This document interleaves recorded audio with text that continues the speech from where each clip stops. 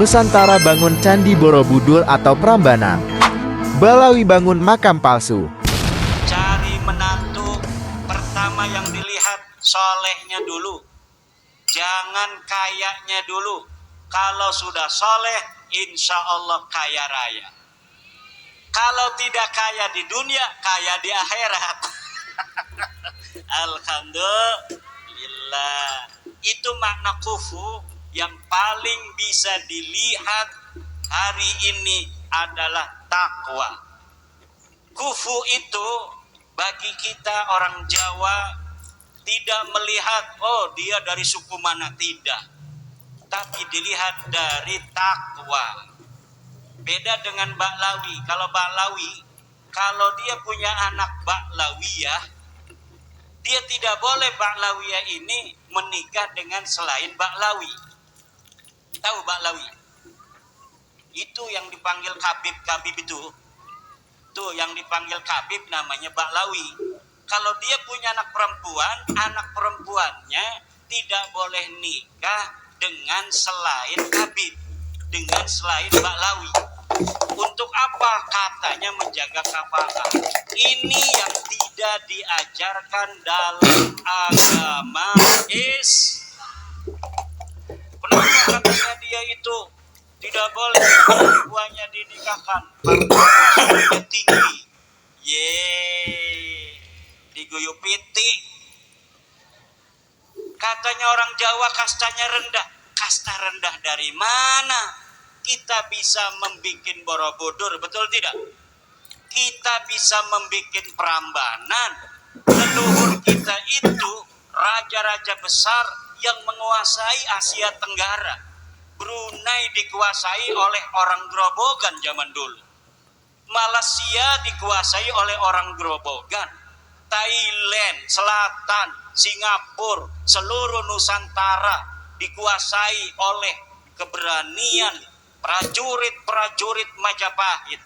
Di antara prajurit Majapahit diambil dari Jogja, dari Grobogan, Sragen, Klaten, Banten, dan sebagainya. Itulah turunan-turunan raja dan panglima-panglima Majapahit, orang-orang Jawa yang hadir, yang lahir hari ini. Kata siapa pangkatnya orang Jawa kastanya rendah? Tidak, bos. Tinggi. Kenapa tinggi? Ciri-cirinya sudah jelas. Peninggalan leluhur kita ribuan tahun yang silam sudah bisa bikin Borobudur, betul apa tidak? Lalu yang ngaku-ngaku kastanya tinggi itu, kampung dia ada bangunan apa? Kagak ada bangunan Borobudur di sana. Tidak ada bangunan yang mirip dengan Prambanan. Yang ada makam-makam palsu. Makam-makam yang katanya makam orang, tapi kalau dilihat dalam sejarah, tidak ada sejarahnya bahwa di situ dulu ada makam orang. Makanya hati-hati di Grobogan, takut ada leluhur kita makamnya nanti pindah jadi makam nama orang lain. Zaman sekarang banyak orang malsuin makam, Bu. Makam leluhur orang, kemudian makamnya itu dipindah namanya jadi Assegaf, jadi Bin Yahya. Itu di mana yang ibu kota Jawa Tengah, Semarang, ada sebuah makam Panglima Perang Yogyakarta. Panglima Perang Yogyakarta ini namanya KRT Sumodiningrat. KRT Sumodiningrat asli orang Jawa. Dia ini bapaknya Jawa, dianya Jawa, ibunya Jawa, anaknya Jawa, keturunannya sampai sekarang masih ada. Orang Jawa semua. Tapi makamnya Panglima Perang ini yang waktu itu dia mati perang melawan penjajah Inggris. Karena kita pernah dijajah Belanda, beberapa tahun juga pernah dijajah Inggris, Bu. Di sekitar Jogja, Solo, Grobogan ini pernah dijajah Inggris. Ada panglima perang namanya Kanjeng Raden Tumenggung Sumodiningrat. Dia perang melawan penjajah, kemudian dia mati. Setelah mati, dimakamin di jejeran Jogja. Hari ini pahlawan ini silsilahnya dicuri orang, sejarahnya diambil, silsilahnya dibolok-belokin, bukan orang Jawa.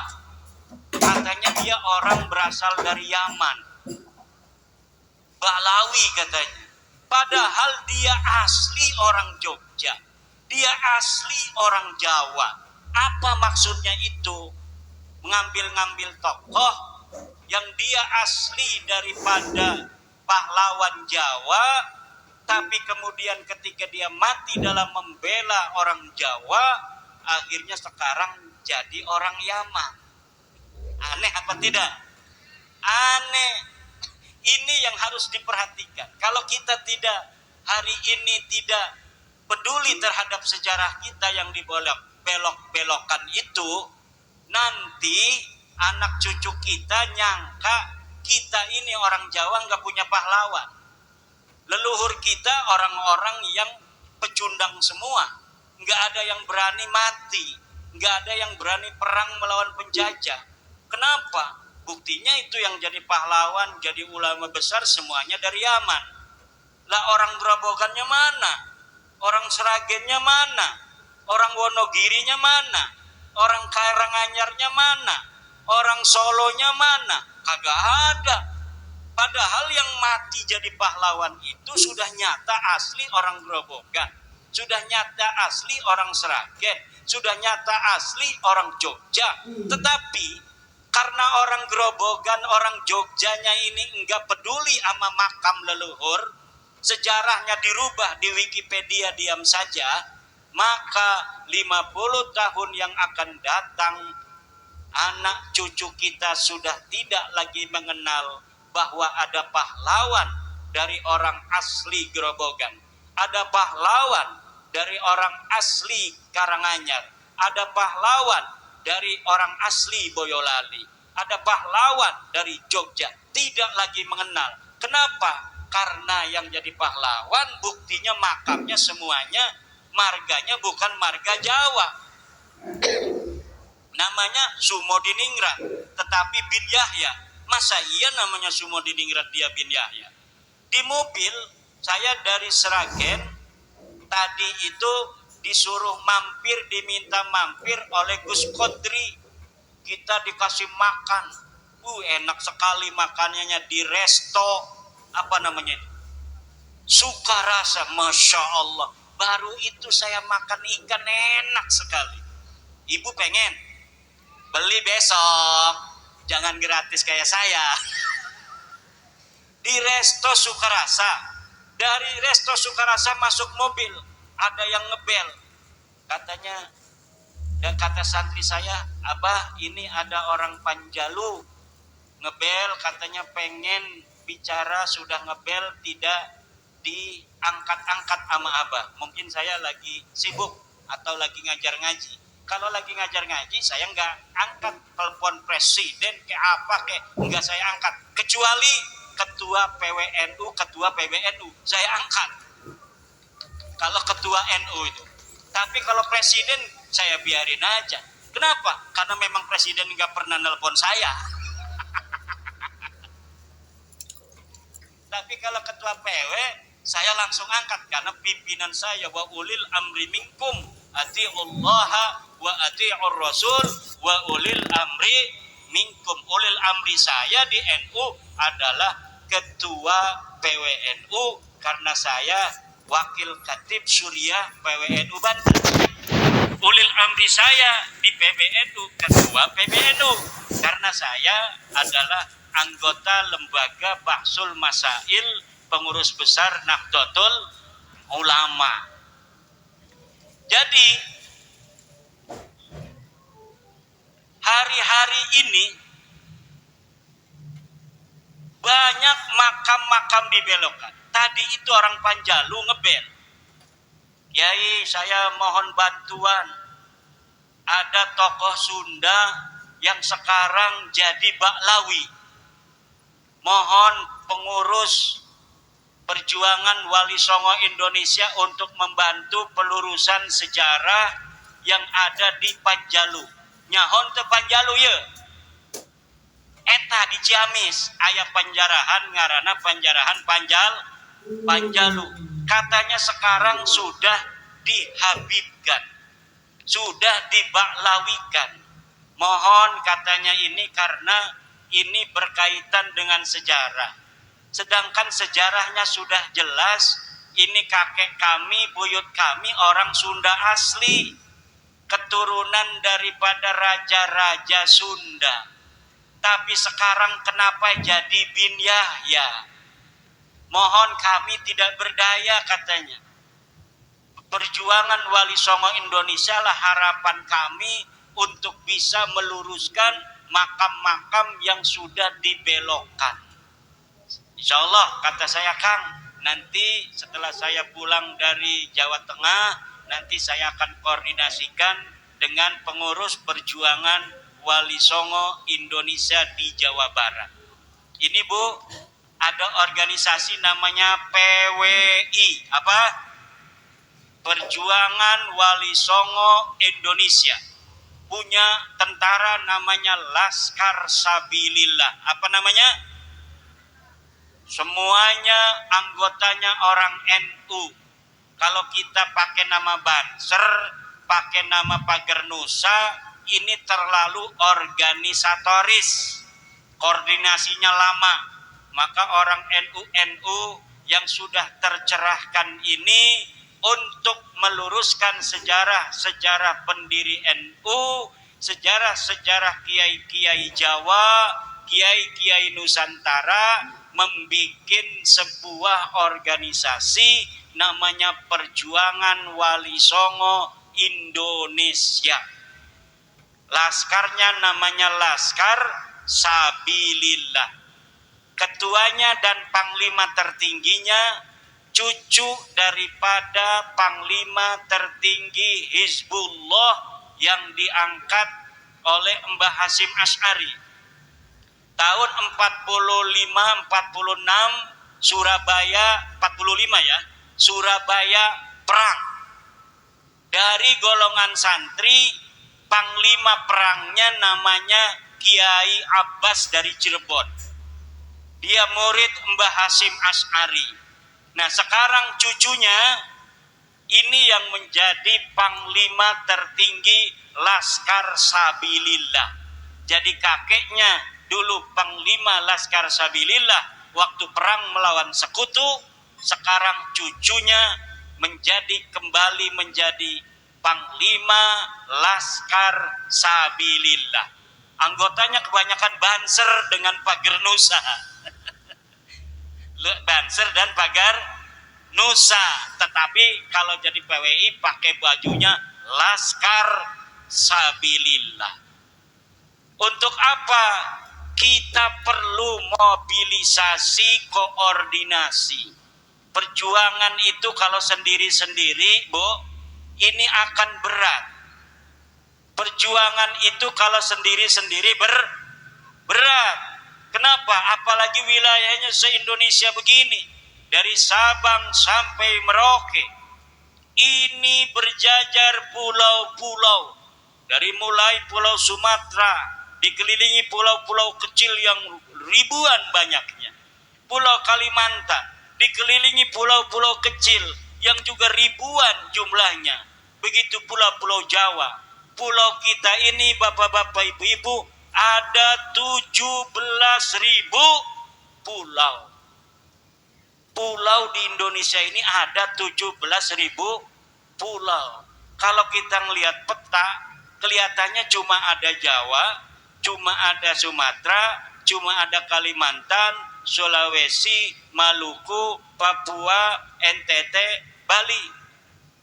Tetapi ternyata pulau-pulau kecil itu banyak sekali, jumlahnya 17.000 pulau.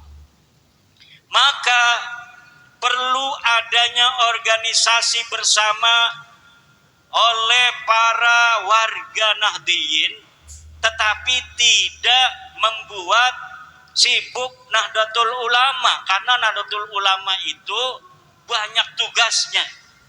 Lagi ngurusi fikih peradaban, bagaimana kita membawa konsep Islam Nusantara kepada dunia internasional.